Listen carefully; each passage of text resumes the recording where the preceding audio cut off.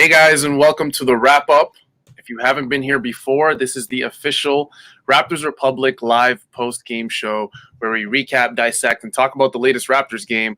I'm your co-host, Hall Abdi, and tonight, as always, we've got Oren Weisfeld here with me, my other co-host. Just before we started, recording and we went live, Oren, I said that this is honestly becoming group therapy sessions. Where we're bringing in all the live listeners, live watchers, and this has literally become group therapy for Raptors fans.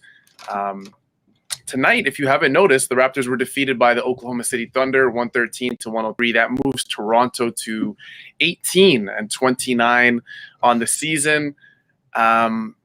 Toronto has lost to, I think you can officially say, a collection of the worst teams in the league. Oren, I just tweeted out that they've lost to the bottom 5 seeds in each of the conferences. Obviously not including Toronto because they're a bottom 5 seed. But if you even include Chicago, who's the 6th worst seed in the East, they lost to Chicago as well. And it's not just that, Oren. They've lost to a Jeremy Grant-less Detroit Pistons. They've lost to bunch of bad teams. The Houston Rockets team that was on a 20-game losing streak, the Cavaliers without Drummond, without Love. They've lost to some horrific teams. The Minnesota Timberwolves they even lost to, who's the worst team in the league. They only have 11 wins on the entire season. And now Shai Gilgeous-Alexander and Lou Dort-less Oklahoma City Thunder. Woo! That was a lot, Oren. So what do you have to say for your first? I feel like I'm just opening it up for this therapy session. What do you have to say about this game? What do you have to say for yourself, Raptors? No. Disgusting. I think I'm a little numb to it all. Yeah. The last few days or the last week, I've kind of just hopped on the Fade for Cade bandwagon. Mm-hmm. I'm there. So any win is bittersweet and a loss is bittersweet. As far as losses go, this is a good one because OKC is kind of at the bottom of the league standings with us. So, in terms of the lottery, we're looking good. But the Raptors have such a huge, really the roster has, I was thinking this, the roster has 2 glaring problems, and one is rebounding and the other is rim protection. And the bad news is that they have 2 glaring problems and the trade deadline has passed and they're not going to fix it. And it's going to keep losing them games. And the good news is that theoretically, at least, one player can fix 2 issues. You know what I mean? They're not so far away from being good again. They have these 2 issues that are very intertwined. And I'm not saying it's going to happen in the offseason, but theoretically speaking, you could get a player who fixes both of those issues pretty well. But as long as they're continuing to play Aaron Baines, which I don't understand, it's just gonna keep being losing on the boards. The Raptors were out rebounded 64-35 tonight. Almost double. Yeah, so that tells the story of the game. Honestly, I saw more good things than bad things from the Raptors' young core, but it's such a huge issue they can't overcome it. They honestly can't. And we've talked about it. Rebounding is a problem that the Raptors have had all season long, and we've seen the Raptors get out rebounded as a team by 10. We've seen it by 15. We just watched the game where they were out rebounded by 30. And usually when you're out rebounded by 10 as a team, and you're not a good, rebounding team per se, you're okay with it. You're like, you know what? Take the punch on the chin, and it is what it is. You move on. And I never really like blaming losses on rebounding, but the discrepancy in this game, Oren, was so large. 64-35. Really step back and take that in for a sec. 64 rebounds as a team compared to 35. They almost had 2 rebounds for every rebound we got in that game. I don't like to blame losses on rebounding either. I've honestly avoided doing that in these post games, but today there's really not much to say. that was the issue. And, they outplayed OKC, I think, other than that. But that was such a huge issue that they couldn't make up for it in other ways, especially without Kyle. 100%. And we talked about, rebounding. Offensive rebounding was an issue too. Like 19-7. That's almost triple. Like we talked about, almost having double the total rebounds. 19 offensive rebounds compared to 7 is insane. Toronto was just absolutely bullied in this game, and I kind of saw it coming, Oren. It's funny, every time we end this broadcast, we always talk about the next game very briefly of what's going to happen. I predicted, a Pistons loss. I predicted a Rockets loss. I predicted an OKC loss. And here we are talking about it after the game. And that's not really me being a pessimist. I just genuinely feel that Toronto is not a good basketball team. Their holes, on rebounding holes and the rim protection holes, like you said, are just too massive. It's just too big. Your biggest guy on your entire roster in Aaron Baines has proved himself absolutely useless. You're playing Stanley Johnson at the 5, and they're playing Moses Brown at the 5, who's 7'1", 200 and however many pounds, and he's just grabbing everything on the glass. Keep in mind, this is a kid who was undrafted in the 2019 draft, the same draft where, with the second last pick, the Toronto Raptors selected DeJuan Hernandez. And again, late in the second round, who cares? I mean, that's not a shot at DeJuan Hernandez or anything like that. It's just you're not expected to really get an NBA player, probability-wise at least, late in the second round like that. But again, Moses Brown was undrafted. Now he's on the OKC Thunder. He just recently signed a contract, an absolutely crazy contract. I don't know how Sam Presti keeps. We'll get into that. We should get. We'll get into that later. I don't know how Sam Presti keeps getting away with that stuff, but Moses Brown absolutely dominated. And I said it too. I have a friend in my basketball fantasy league, and we talked about it. I said Moses Brown is going to absolutely dominate in this game. And here we are looking at it. The kid had 20 points, 11 rebounds. I don't know how old he is. He's probably 20 years old or around there. 20 points, 11 rebounds. 7 of his 11 rebounds, Oren, were offensive rebounds. That almost never happens. 7 out of the 11 rebounds he had were offensive rebounds. It felt like, honestly, he had 15 of them. But yeah, unfortunate game. There were some pluses in this game. Obviously, Gary Trent Jr., I think, stood out for Toronto. He was huge for Toronto. We've mentioned it before how, patience is a big thing with Gary Trent. He was still getting used to a new team, new tactics, new surroundings with the Toronto Raptors. We saw him have a couple bad shooting nights. But hey, looks like he's arrived at least. And he's, again, only 22 years old, very streaky player. Who knows? He might have, an off shooting night tomorrow. And that shouldn't be reason for, fans to turn on him. Because I think, Oren, with this season, it's a very unique season, right? I feel like fans are trying to find reasons to turn on players. I saw a lot of Fred VanVleet, anti-Fred VanVleet sentiments, tweets on, all over Twitter in the last, I want to say, a few days. Yeah. I saw it on the Raptors Reddit. I feel like Raptors fans are they're trying to find out who to blame. I mean, some are obviously blaming the front office. That's fine, right? Some are blaming Nick Nurse. That's fine. And some are blaming the players. And I think what the problem is with that is we're kind of piling on to certain players who don't really deserve it, relative to other players who deserve it. And does that mean, we're going to be picking on Aaron Baines every single post-game live show? No, we're not. Has he struggled this season? Probably more than any other Raptor? Sure. Has Fred VanVleet struggled? Absolutely.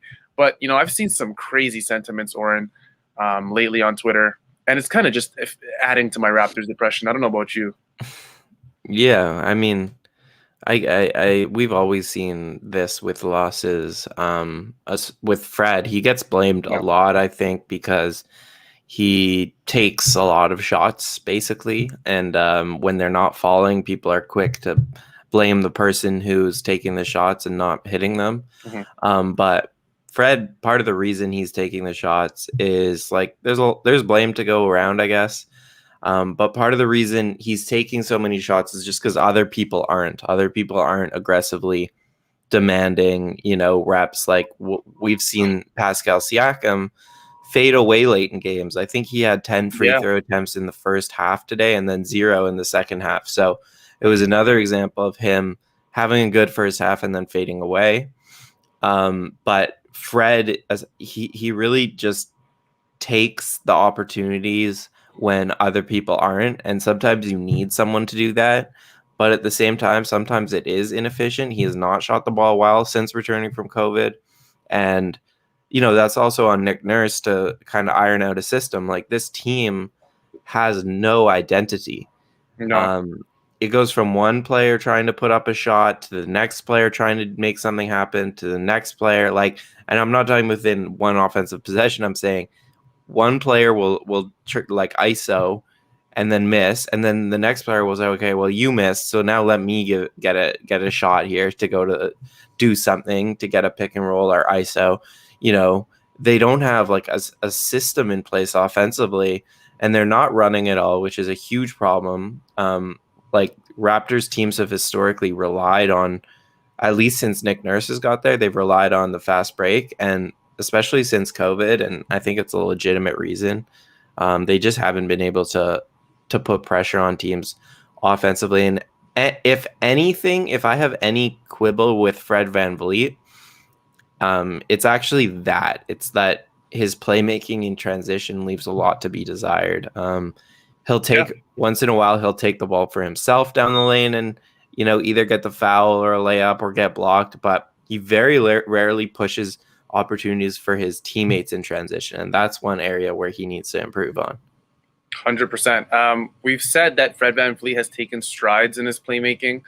And, there have been flashes of that Kyle Lowry-esque playmaking skill. We saw it, I think, a couple of games ago where he drove left and found Rodney Hood in the corner, cross-court pass, baseline, all the way down the baseline. Rodney Hood hits it at the buzzer. But, again, Fred, I feel like we've been so used to watching Kyle's elite playmaking skill, especially late in the games where it seems like he just always makes the right decision. And Fred is not there yet, right? Who knows if he gets there? I personally think playmaking is a thing that you can develop over time. Obviously, there's some innate attributes when it comes to playmaking. You see guys like LaMelo Ball in the league; they just look like they're such natural playmakers.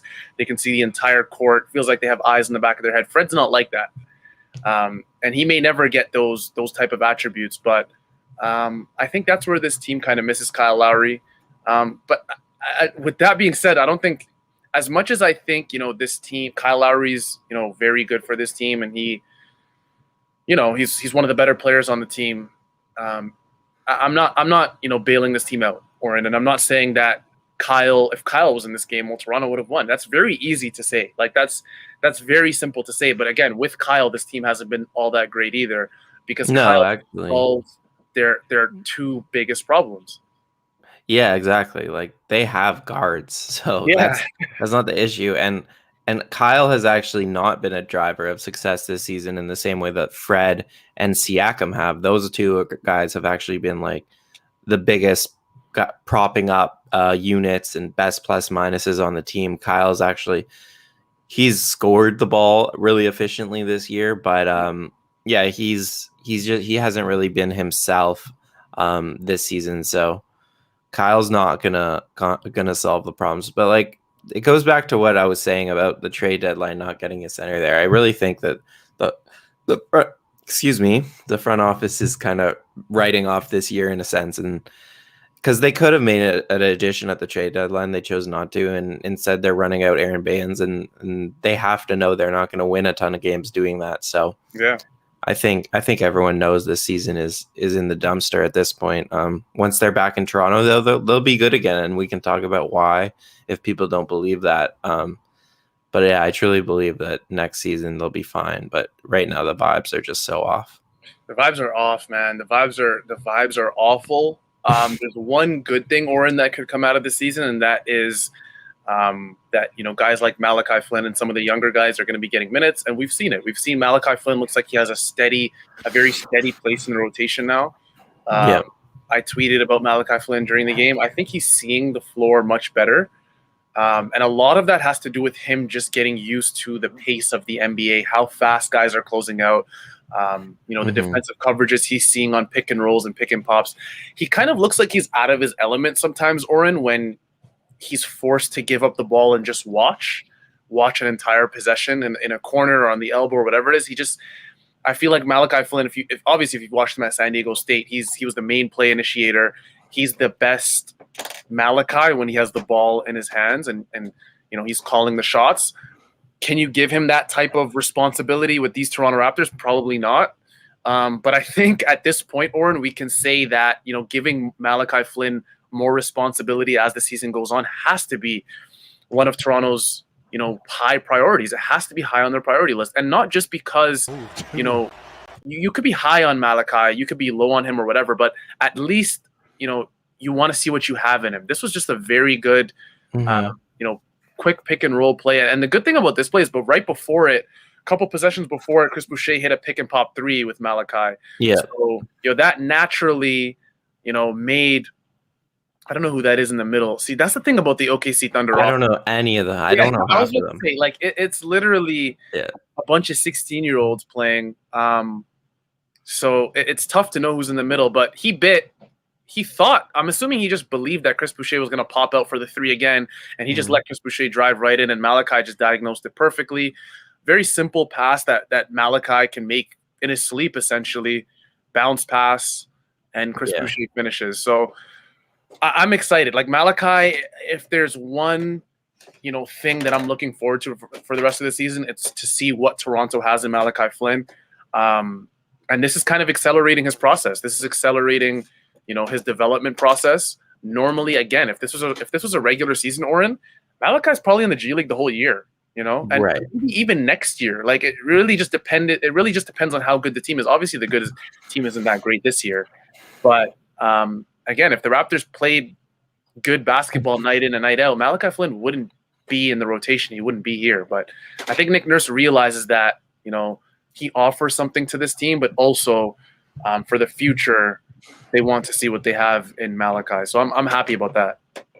No, for sure. You're seeing them put their young players in a position we're not used to seeing the young players be put in. Like Fred VanVleet spent a whole season in the G League before getting spot minutes off the bench, before becoming a bench piece who only really shot threes off the catch and defended to the neck. Like this is also the criticism with Fred. This is literally his first season playing point guard.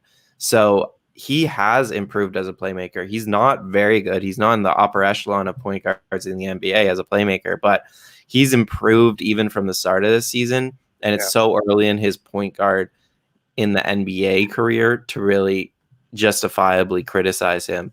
But yeah, like it's surprising, honestly, how much they're putting Flynn on ball and letting him facilitate. We usually would not see this type of quick acceleration from the Raptors. But I think, this is what we're going to spend these next however many games talking about is the Raptors development. Because like I said earlier, honestly, I saw more good things than bad things from the young core. We all know why they lost this game. The rebounding, it was a huge issue. The lack of a rim protector, it's a huge issue on this team because like the weak side help is usually like Stanley Johnson or Utah Watanabe, and that they're not doing anything to deter people from the rim. So the Raptors have these flaws, but like they also have a lot of really young and intriguing talent, and they're putting them in a position to not necessarily succeed this year, but succeed in the future. So yeah, we hit on Flynn, one of his better games as a Raptor. He's still not shooting the ball well, but he saw the floor. You're right. He's seeing the floor better. He's like the size. He's a bit more used to the size. He even had a finish at the rim, which is a rarity for him, but definitely something we need to see more rather than settling for pull-ups. Gary Trent Jr. Gonna pull up a clip here, but his best game career high. Need we really say more? Oh my goodness. And everyone knows I'm a massive Gary Trent Jr. fan. If you see me, I literally tweet Gary Trent Jr. as a Toronto Raptor every single day. So I couldn't be more happy. What'd you see in this clip though, Warren? Yeah, this is just hard work. Like Yeah, he rips the ball out of his hands and then yeah, he takes a step back three and he has that step back three. That's one thing firmly in his bag at this point. hmm Um, this is just a hustle play, and that's why Raptors fans are already falling in love with him is because like on top of the shooting, he works extremely hard on the defensive end. He had 2 steals today. This was one of them. yeah. Um, and yeah, like his shot mechanics is just it's a really beautiful looking jumper, I think. Beautiful, gorgeous. Yeah, and I mean like development wise, he's still too reliant on the pull up. He either takes the 3 or when he attacks off the dribble, he'll just go to like the elbow and then pull up from there. hmm He needs to find ways to initiate contact, get to the free throw line, or get to the rim. But he's a young kid. We This is saw another Gary Trent clip. Just a straight catch and shoot. Like he's so yeah. good at that. Like it's so comfortable for him to just catch the ball and fling it. They ran this play for him. Bain sets a very good, whatever you want to call that. If you want to call that a screen, a look away, I don't know what that was. But I'll give credit to Baines for that. I mean, Yeah, they ran this play a lot for Powell too. These off-ball screens. yeah, I mean, it's a reliable play, and that's why I think they didn't feel like they were losing too much in replacing Powell because another movement shooter in Trent can replicate not everything, but a lot of what he did. My brother's texting me fade for Cade, so that's where we're at. yeah, I have another clip here I'm going to pull up, though, yeah. of Pascal Siakam. And, you know, I know people want to hate on Pascal for whatever reason. They've always wanted to hate on Pascal. And, like, he didn't have a very good second half, to be frank. But he's playing such a big load on both ends that I really find it hard. Like, I feel bad to criticize him. The same with Fred and the same with OG. Like, these guys are playing such huge loads without a center and they're banging, especially for OG and Pascal, they're banging with 250-pound guys all game that it's hard to criticize them. But, you know, Pascal is someone who doesn't get many pick and roll reps. I looked it up. I did research for the show, believe it or not. 10% of his offense comes from as a pick and roll ball handler. But we're seeing that go up for all of these guys. You know, OG is only 5%, Fred VanVleet 35%. So just to give you an idea of like how much that their offense is assisted in a certain way and how much is not, like he's not like Jason Tatum is a guy who's around like 30%, right? Who often gets compared to Pascal in terms of like who's better type of, or at least they used to, who's better type of stuff. But wait, let me just put it back here. That clip's slow as hell. I'm not sure why. Yeah, I don't know. Sorry, it might be my internet. But I really like this here. He gets the screen from Boucher. And then when he can get to his right hand, like the issue is that he's not very good on his left. But when he can get to his right hand, he's a really good finisher. And I like this because he basically snaked a ball inside to go from his left to right. Once he had the center backpedaling, it was over. And he gets into the right, initiates contact. That could have been an and one. And gets it to go. And yeah, so like Pascal, 10% only of his offense, just like I said, compared to Fred VanVleet at 35. Yet he scores more efficiently than Fred, 0.98 points per possession in the pick and roll. So this is definitely a way for the Raptors to get more offense, is give a guy like Pascal some more screen help because we don't know where it could go. Like this is so early for him as a ball handler in the pick and roll. Maybe it'll stagnate and that'll be like, it'll only go downhill if he has more, but maybe with more reps, it's a good way to get him involved because like we saw at the end of this game, he kind of just faded out. And I think that seems to happen for him when they don't purposely run stuff through him. Yeah. I mean, with Pascal, it's difficult because every single time we try and analyze Pascal, you know, game to game, it's tough because every time he struggles, you think to yourself, you know, okay, let's not be too harsh on him. You know, he's gone through COVID-19, went through that whole process. And again, I was, you know, on the phone with a cousin of mine who's diagnosed with COVID-19, or at least was positive with COVID-19 a couple months ago in January. And she explained to me that, the after effects are devastating. They're absolutely devastating. And the worst part is you don't know what the long term, effects are going to be on your lungs, on your respiratory system, on everything, right? So with players, these NBA players, whether it be Jason Tatum, Pascal, all these players that have tested positive, you really start to think, if the best athletes in the world are having these terrible effects with this virus, just imagine. I always think to myself, there's no way Pascal should be having a role like this on this team. Like, there's just no way he should be shouldering such a massive offensive load, tasked with usually guarding one of the best, perimeter offensive players, if not one of the biggest guys on the team. It's crazy. So Pascal, kudos to him. This is going to be one of those seasons for him where I think it's just a wash in terms of, use this season to just get healthy and do what you can. I feel like Toronto's put Pascal in a very, very, very difficult position this year, where, he doesn't really have a choice but to exude so much energy defensively. And then offensively, when he looks tired or when it looks like he doesn't have enough effort, you really start to think that may not be a Pascal issue, right? So yeah. And I see the comments, like people saying that he's on a max contract and that's why they're so, and that's completely fair. That's fair. Is not playing. He's not playing to his contract.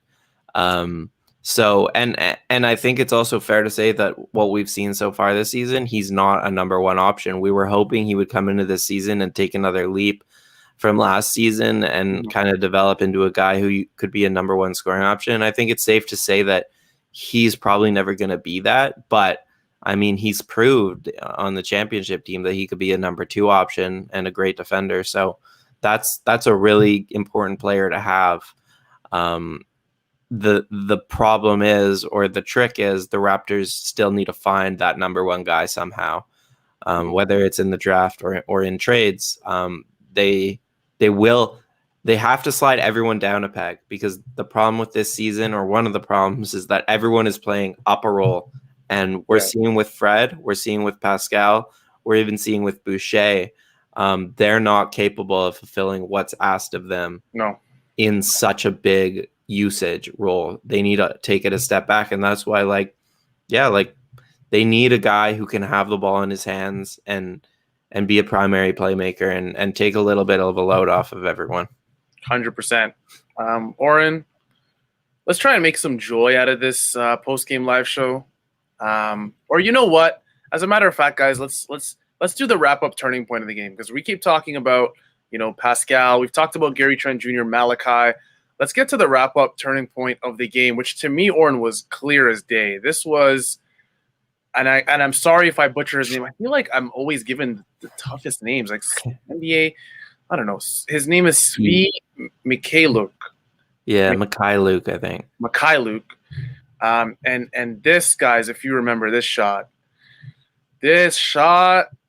was the one. And yes, there was 5 minutes left in the game, but this was the one where, for Raptors fans, it was like, okay, all right, this game might be OKC's tonight. Like, come on. And Gary Trent Jr., you can't really even fault him for that. Like, that is very good defense from Gary Trent Jr.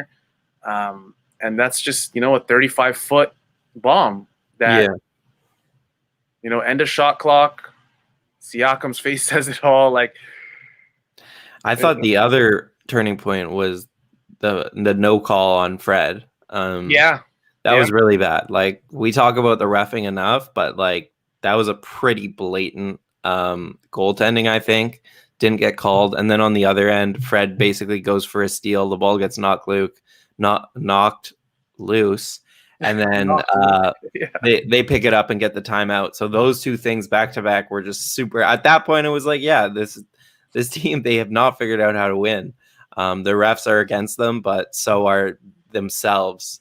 I did, on the split screen, watch Bianca Andreescu win her quarterfinal matchup, and that was a really good win. You talk about a winner, you go watch her.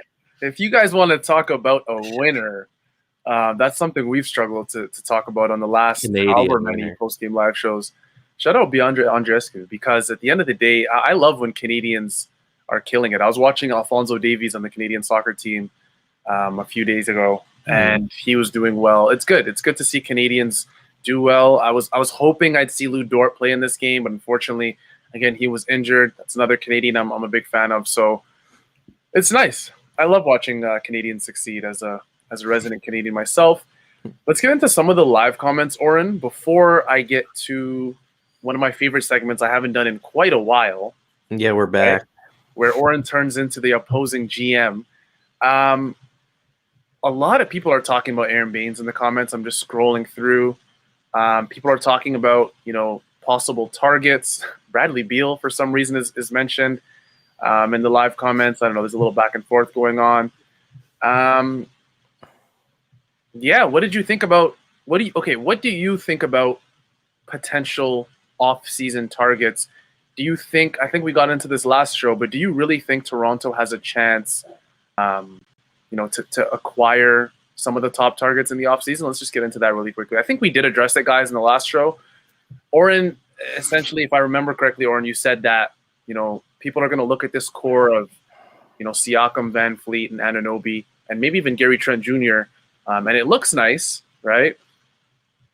But we're also coming off a very bad season, so I think that gets taken into consideration as well. What do you think about this Bradley Beal talk in the live comments right now? Well, Bradley Beal would be a trade chip, so I don't think it's a great example. They don't have much of a choice when you're traded. But in terms of free agents, like this season could definitely take a hit on the culture, on the perception of this team. But I still think like every player is different. Everyone values different things, but there's certainly certain players around the league. You listen to a guy like JJ Redick talk about the Raptors, who value the culture, value the winning they've done over the last few years, value Masai Ujiri, Nick Nurse, and also know that this core just won a title around Kawhi Leonard. So they've already proven that they can fit in around a superstar and win at the highest level. Like to say that you've won at the highest level is a very rare thing and something that certain players value, because like there's something to be said for like playoff experience. Like people think Nick Claxton is he's going to solve the center issue on the Nets. Like my thing is Nick Claxton's a rookie. You're saying Nick Claxton in the Eastern Conference Finals is just going to like come into games and be poised and collected just like it's a regular season game. Like no, players need reps. Pascal, OG, Fred, they got reps in the playoffs before that finals run. So the fact that this team has reps and has done it at the highest level, I think they'll be in the running. I mean, assuming they have the money to do it. I think they could be in the running for like a guy like, I don't know, a good center. I don't even think they want to go for. I think they need a center, man. Like, yeah. Sure. But yeah, sure. Like Oladipo is an example. I think he was saying when he was on the Pacers, I think he was caught asking some Raptors, among other teams, if he could come play with them. Yeah. So there's also this question. I have a question. Should we go full rebuild mode? This core cannot win a championship with the super teams right now, so let them age out and develop young talent around OG specifically and Trent. So you're essentially saying let's get rid of Siakam. Yeah, and I'm pulling this up because I have some friends who have the same idea in terms of like build like several years down the line rather than keep this core in place and build for the next few years. I don't know. Do you want to answer this one first? Your thoughts? Yes. I think, and this is what I mean by I think, and I know this is just a question, right? This isn't, but a lot of people do have this view that Toronto should just completely and utterly blow it up, demolish everything they have and keep, certain players. I have some friends who say they should keep Siakam. I have some friends who say they should keep Fred and get rid of everyone else. I have some friends who, like this question, say they should keep OG, maybe Trent. To keep it short, no. Like you can't. We're so spoiled. Raptors fans are so spoiled. Like one bad year, and I get it, guys, it's tough. Like this is a year that has been very tough for Toronto Raptors fans, for players, for staff, for everything Toronto Raptors related. It's been difficult. But to say this core cannot win a championship is almost incorrect, because if you keep a Siakam, like Siakam and Fred were part of a core, and Lowry, of course, were part of a core, of course, that included Kawhi Leonard, that won a championship less than 2 years ago. So yes, we have a Kawhi Leonard? Absolutely not. But again, I don't want to be that guy that says all it takes is one trade. But to say like let's get rid of the entire core, like I'm not for that. Again, I think this team talent-wise, this isn't just a Raptor homerism or homer thing. This isn't, us just like, it's really simple. I genuinely think that the Toronto Raptors are more talented than they seem. They're not a 18 and 30 team. I just think the holes this year haven't been plugged. When it comes to rim protecting and rebounding, I think the Raptors do not have a single center on their roster, which hurts. So no, to answer that question, absolutely not. You build around OG, you build around Fred, you build around Siakam, and even Gary Trent Jr. I mean, I was a fan of keeping Norm Powell. I would have been okay with Toronto adding Norm Powell to this core, just because if worse comes to worse, Norm Powell is still a trade piece. It's not like, just because you keep a guy. For example, we re-signed Gary Trent Jr., and for whatever reason, like that's another trade piece. Like these are guys who have value across the league. It's not like just because you re-sign a guy to a long-term contract, there's no way of getting rid of him. So let's get that out of the way. But yeah, to answer that question, I'm so tired of answering that question because I feel like I address it on Twitter every single day where, like I said, I've seen people in the last few days say, let's get rid of Fred. He can't convert at the rim, and he's getting blocked too often at the rim, and he's shooting 6 for 18. And yeah, I'm so tired of this question, Oren. I don't know about you. No, same. Like these are good NBA players, and you're basically asking for picks. Like by saying you want to blow it up and build in the future, you're saying let's get picks for these players. Well, the thing about picks is that there's more misses than there is hits. There is hits, exactly. Like you're like OKC, and we're about to get into this. This is a pretty good transition. OKC just has lots of picks, but they haven't done anything with those picks yet. Yeah. So if you're a fan of the OKC Thunder, you're not having a great time, like because that the team is intentionally trying to lose games. That they're not going to be good for several years. Whereas at least this Raptors team, you can say, okay, next year, that the front office is going to make moves to fix it, and they're going to be good again. And like, you don't want to be a fan of a team that is bad for 4 or 5 years at a chance to get a generational guy. That's why I'm saying, Oren, people are so spoiled because all the pain you're feeling in this season, the Raptors aren't the worst team in the league, right? Yes, they've lost to some very bad teams. They aren't nearly the worst team in the league. No, I actually saw a stat. I saw a stat that was like their net rating is like better than the Portland Trailblazers net rating, or like right around there. So it's like they've been really close in all these games. There's a very fine line between winning and losing in the NBA, and the Raptors haven't been able to figure out how to win, but they're still good. Like they're still in these games because of the talent.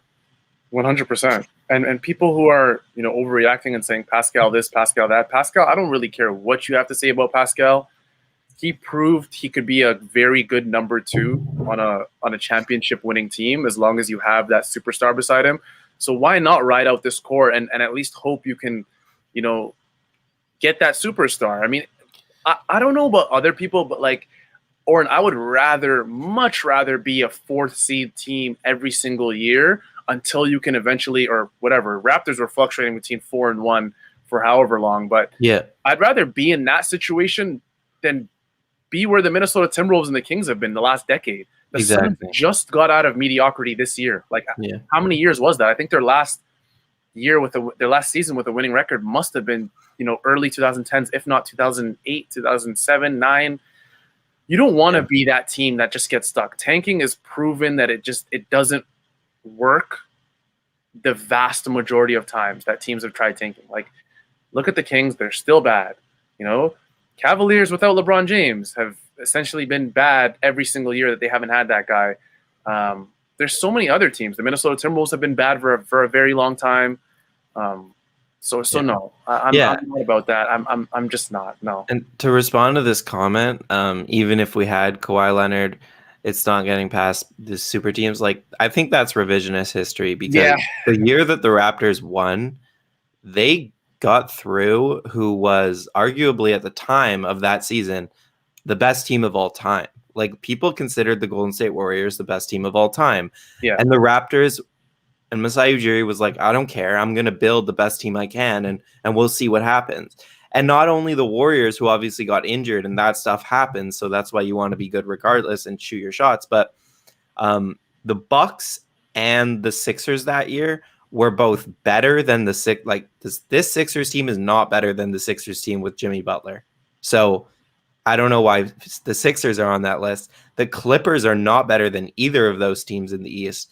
So this is just like looking at things that are current, as opposed to like the teams that the Raptors ran through in the East that season were really, really good.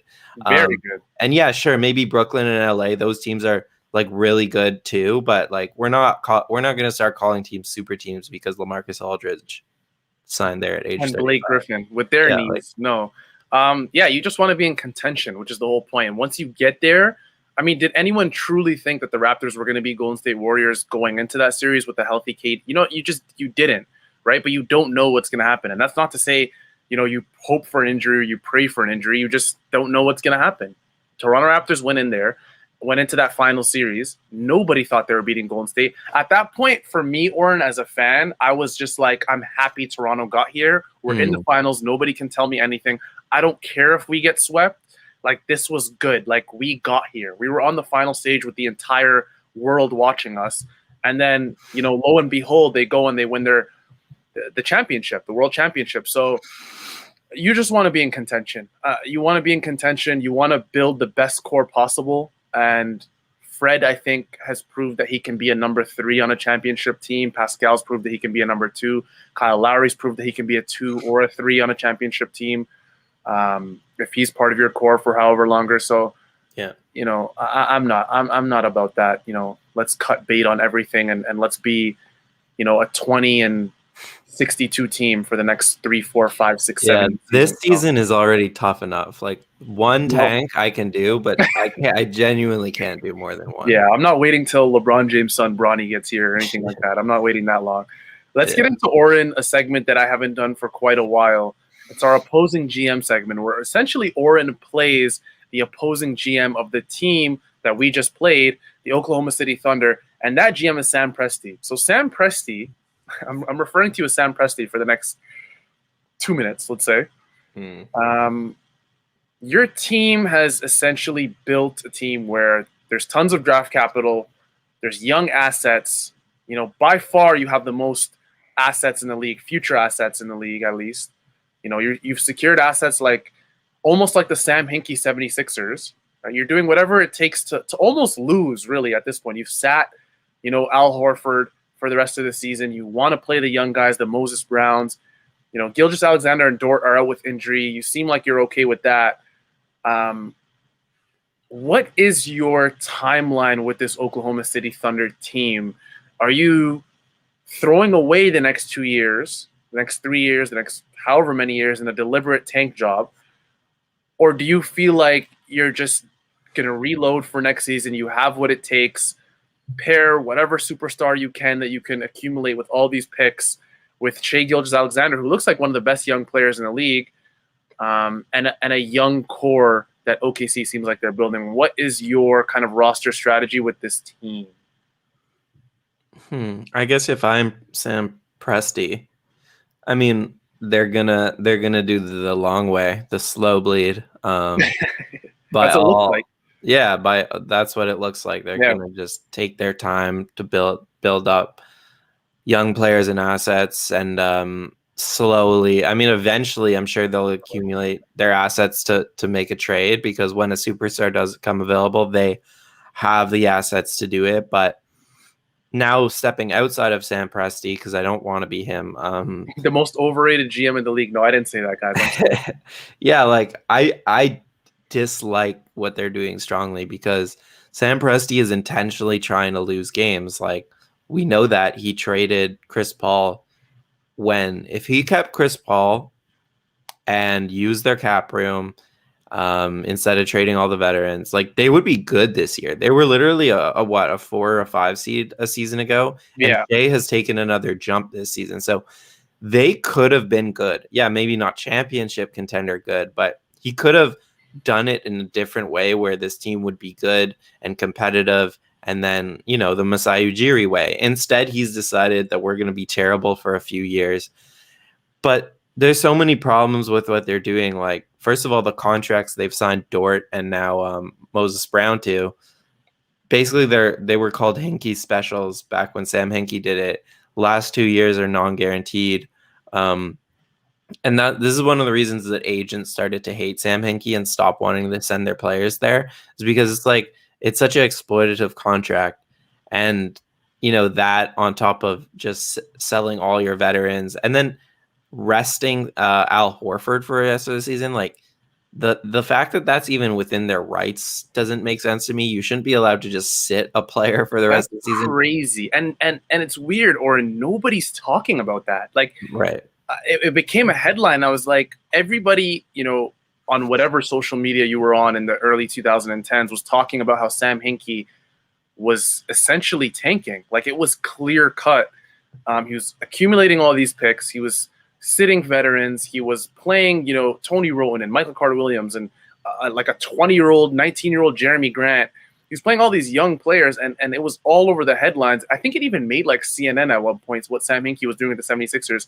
And no one's really talking about what Sam Presti's doing with OKC. I don't know if that's because of Sam Presti's reputation.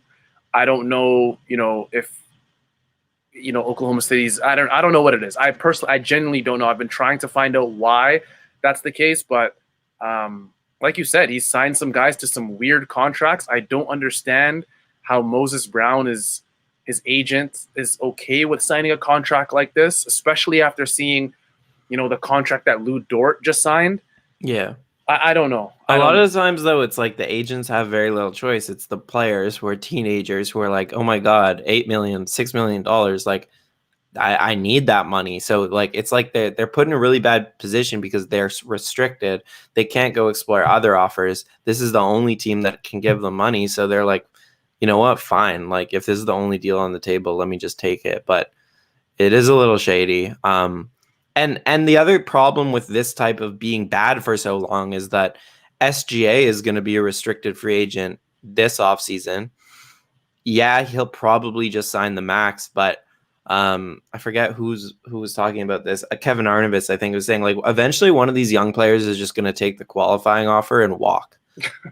And, I hope Shai does something like that, Yeah. It's such a risky thing to do, but eventually he's right. Eventually one superstar is going to do it who really doesn't like their situation and then walk and be a free agent and go wherever you want. So it's a risky strategy too, because Shai could just be like, no, I don't want to be a losing team for the next 5 years. I want to, go somewhere else because I am that good. So, we'll see how it works out for them. I hope that they consolidate assets and do something soon where they can actually be decent again, because it's not very fun to just purposely lose like they are this season. I think that makes the league worse. It's not. And to be fair, like, you can say, like, Sam Presti's exploiting or whatever he is, but at the end of the day, if you're an OKC fan, like, you're praising him, because the fact that you can get a player like Lou Dort at a ridiculous contract and what looks like an ascending player in Moses Brown, a guy who looks like he has a long-term NBA future from what I can see, at least. And it doesn't even have to do anything with this game. It's the games prior to that.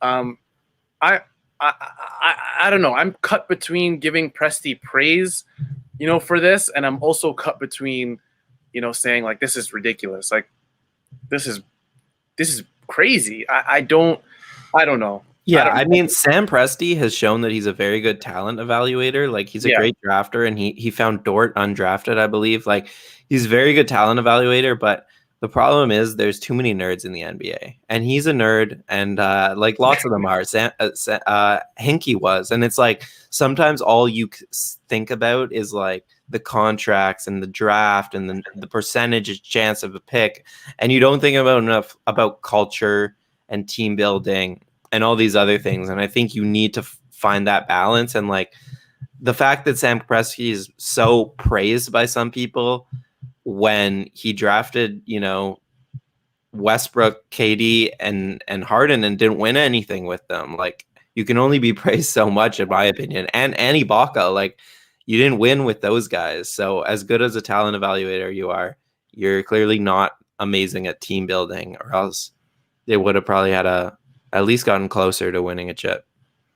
Yeah, I don't know. I feel like in terms of being a talent evaluator, he's all right. Like, yeah, you drafted Durant and Westbrook and all that, but I mean, Durant was like clear cut, at least in that draft, the second best player in the world as a prospect.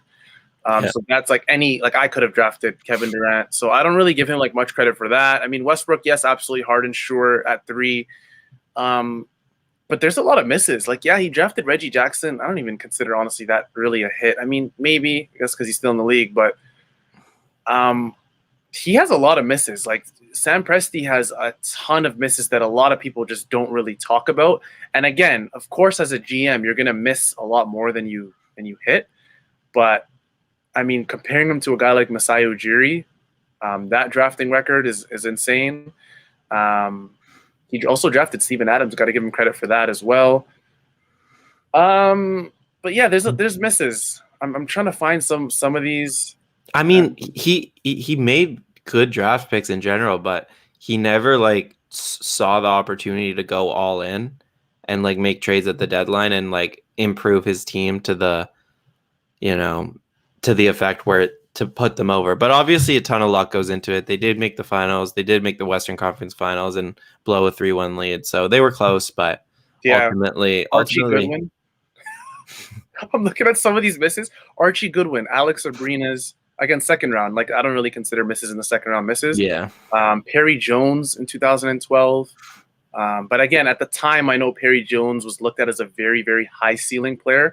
Just had those injury kind of concerns, and that I think is what took him out the league eventually. He drafted Mitch McGary, Josh Hustis in the first round. All right.